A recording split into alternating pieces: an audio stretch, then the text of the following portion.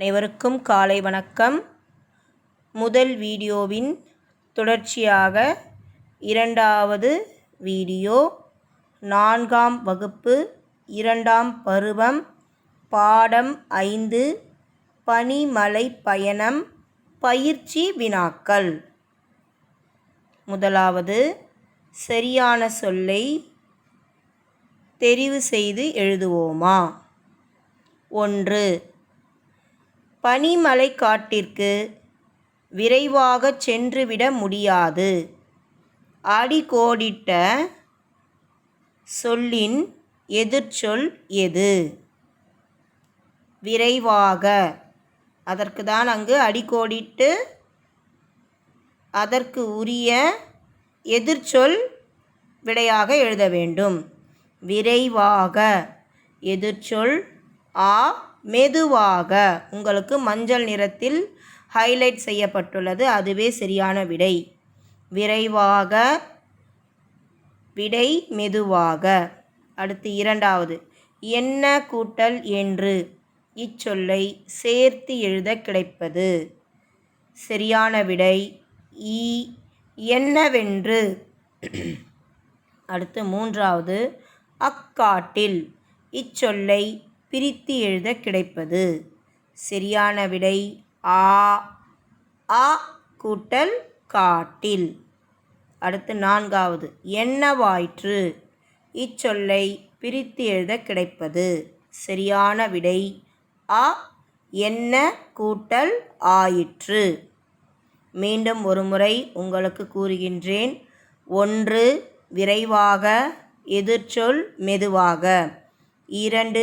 என்ன கூட்டல் என்று என்னவென்று. 3. அக்காட்டில் ஆ கூட்டல் காட்டில். 4. என்னவாயிற்று என்ன கூட்டல் ஆயிற்று. அடுத்த பகுதி, வினாக்களுக்கு விடையளிக்க. இது புத்தகத்தில் கொடுக்கப்பட்டுள்ள வினாக்களுக்கான விடை. படகில் செல்லும்போது விலங்குகள் ஏன் திடீரென அலறின? விடை, விலங்குகள் படகில் செல்லும்போது திடீரென்று ஆற்றில் நீரின் வேகம் அதிகரித்தது. அதனால் படகு ஒரு பக்கமாக சாய்ந்தது. இதனால் விலங்குகள் திடீரென்று அலறின. அடுத்து இரண்டாவது, நரி முதலையிடம் என்ன கூறியது? விடை, இதற்கு முன் ஒரு முதலை விலங்குகளை சாப்பிட்டதால் செரிமானம் ஆகாமல் இறந்துவிட்டது. விஷ முறிவு செடிகளை நாங்கள் தின்றுள்ளதால் எங்களை யார் கடித்தாலும் அவர்களும் இறந்து விடுவார்கள். அடுத்து மூன்றாவது, இக்கதையில் உனக்கு பிடித்த விலங்கு எது, ஏன்? முதலாவது, இக்கதையில் எனக்கு பிடித்த விலங்கு நரி. காரணம், நரி தன் தந்திரத்தால் உடனிருந்த அனைத்து விலங்குகளையும் காப்பாற்றியது. அடுத்த பயிற்சி, உரிய பெட்டியுடன் பாராசூட்டை இணைப்போமா? உரிய பெட்டி, கீழே பெட்டி கொடுக்கப்பட்டுள்ளது, மேலே பாராசூட் கொடுக்கப்பட்டுள்ளது. அதனை நாம் இணைக்கப் போகின்றோம். 1. திடீரென்று. சரியான விடை சற்றும் எதிர்பாராமல். கோடு போட்டு அங்கு இணைத்துள்ளார்கள். திடீரென்று, சற்றும் எதிர்பாராமல். தந்திரம், நுட்பமான யுத்தி.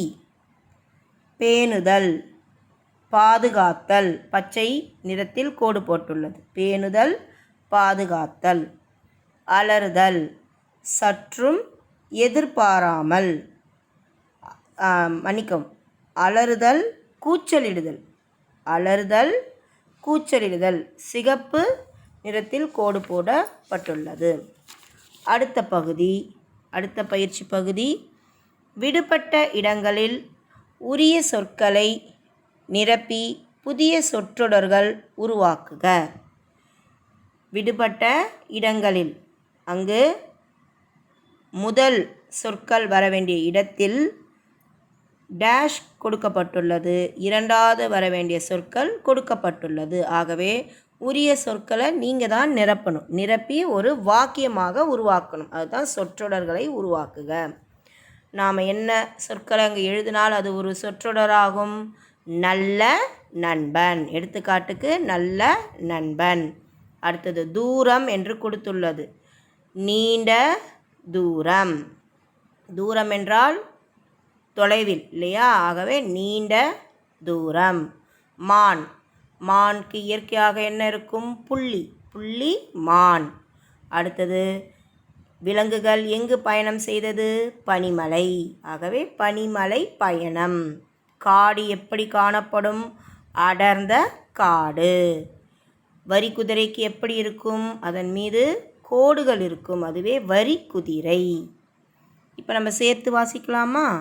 நல்ல நண்பன், நீண்ட தூரம், புள்ளிமான், பனிமலை பயணம், அடர்ந்த காடு, வரி குதிரை.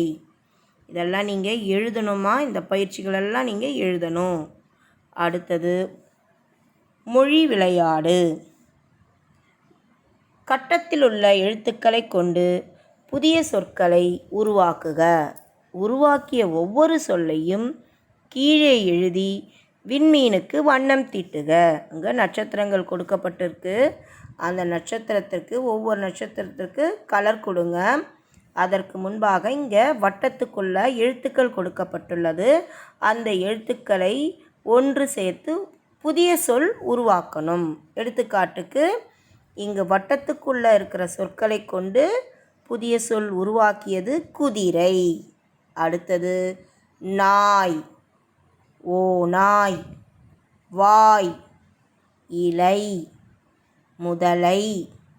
வரிக்குதிரை. படகு. சிறுத்தை. பாம்பு. அத்தை. தலை. நான் பெற்ற மொத்த விண்மீன்கள் 12 என்று எழுதவும். மொத்த விண்மீன்கள் எத்தனை இருக்காங்க? 12. அடுத்தது சொல்ல கேட்டு எழுதுக. அதாவது சொல்வதை எழுதுக. அது உங்கள் புத்தகத்தில் கொடுக்கப்பட்டுள்ளது. நான் உங்களுக்கு அதை தனியாக எழுத கொடுப்பேன். 1 அடர்ந்த காடு, 2 பயணம், 3 பனிமலைக்காடு, 4 விலங்குகள், 5வது திருவிழா. அது சொல்வதை எழுதுகவாக உங்களுக்கு கொடுப்பேன். அடுத்தது பாருங்கள், அகரை வரிசைப்படுத்துக. இறுதியாக கொடுக்கப்பட்டுள்ளது அகர வரிசைப்படுத்துக. அதாவது எந்த எழுத்து கொடுத்துருக்காங்க? மா. மா எழுத்தை நீங்கள் அகர வரிசைப்படுத்தி எழுத வேண்டும். மா மா, me me, M M, May May, my, மோ மோ, மௌ.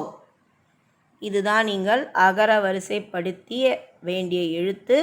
அகர வரிசைப்படுத்திவிட்டு பிறகு அங்கே கொடுக்கப்பட்டுள்ள சொற்களை நீங்கள் அதற்குரிய சொற்களை சேர்த்து எழுதுவது எளிதாக இருக்கும். பாருங்கள், முதல் வட்டத்தில் மா என்று எழுதுங்கள். அடுத்த வட்டத்தில் மா. அடுத்தது மீ, மீ, மு, மூ, மே, மே, மை, மோ, மோ, மௌ என்று எழுதிவிட்டு இப்பொழுது அதற்குரிய சொற்களை எழுதலாம். மா மகிழ்ச்சி, மா மாதம், மீ மீ மிளகு, மீ மீன், மு முறுக்கு, மூ மூட்டை, மே மெத்தை, மே மேகம், மை மைதானம், மொ மொழி, மோ மோப்பம், மௌ மௌவல். ஆகவே எழுத்துக்களை மாவரிசை எழுத்துக்களை நீங்கள் எழுதிட்டிங்கன்னா அதற்குரிய சொற்களை இங்கே பார்த்து நீங்கள் எழுதிடலாம். புரிஞ்சுதா? இதுதான் இன்றைய புத்தக பயிற்சிகள். புக்கு வாங்கிட்டிங்கன்னா புக்கில் இதெல்லாத்தையும் நீங்கள் எழுதி கம்ப்ளீட் பண்ணிவிடுங்க. வாங்காதவங்க ஒரு நோட்டில் இந்த வீடியோவை பார்த்து எழுதி வைத்து கொள்ளுங்கள். அடுத்து பாருங்கள், பாடம் 5 பனிமலை பயணம் என்பதற்கான வகுப்பு பாடம் இது கிளாஸ் ஒர்க்குக்கான பயிற்சிகள். நான் சொன்னேன் இல்லைங்களா, சொல்வதை எழுதுக பக்கம் 28 உள்ளது. அதுதான் அது. 1 அடர்ந்த காடு, 2வது பயணம், 3 பனிமலைக்காடு, 4 விலங்குகள், 5 திருவிழா. சரியா? இப்போ பாருங்கள், பிரித்து எழுதுக. 1 அக்காட்டில், ஆ கூட்டல் காட்டில். என்னவாயிற்று, என்ன கூட்டல் ஆயிற்று. அடுத்து ரோமன் லெட்டர் 3 சேர்த்து எழுதுக. என்ன கூட்டல் என்று, என்னவென்று. அடுத்து எதிர்ச்சொல் எழுதுக.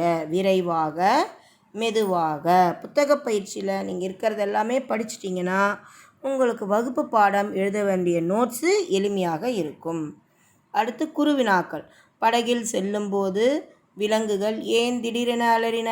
படகில் செல்லும்போது ஆற்றில் நீரின் வேகம் அதிகரித்து படகு சாய்ந்ததால் விலங்குகள் திடீரென அலறின. நரி முதலையிடம் என்ன கூறியது? நரி முதலையிடம் எங்களை சாப்பிட நினைக்கிறீர்கள் என கூறியது. இக்கதையில் உனக்கு பிடித்த விலங்கு எது? நரி. நரி புத்தி கூர்மையா? எனக்கு பிடித்த விலங்கு நரியே ஆகும். இது உங்களுக்கு நான் எளிமையாக கொடுத்துருக்கேன். அடுத்தது புத்தக பயிற்சிகள். நான் சொன்னேன் இல்லைங்களா, 27, 28, 29 புக்கு வாங்கிட்டிங்கன்னா அந்த பயிற்சிகளை செய்யுங்க. வாங்காதவங்க இந்த வீடியோவை பார்த்து உங்களோட நோட்டில் ஒரு முறை எழுதிக்கோங்க. நன்றி.